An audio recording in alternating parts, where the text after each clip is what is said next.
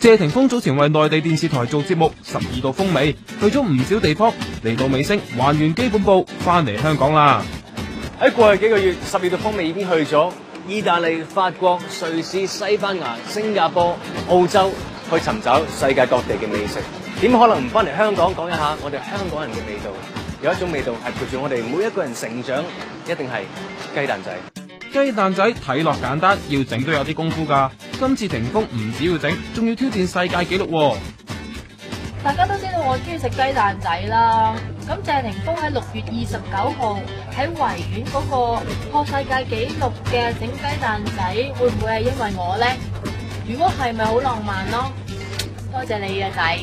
6月29號喺維多利亞公園同香港人一齊做雞蛋仔，一齊破世界紀錄。喺6月29號維多利亞公園，我哋即將會同全香港一齊嘗試去破一個世界紀錄，就係最多人一齊參與做嘅雞蛋仔。6月29號維園見。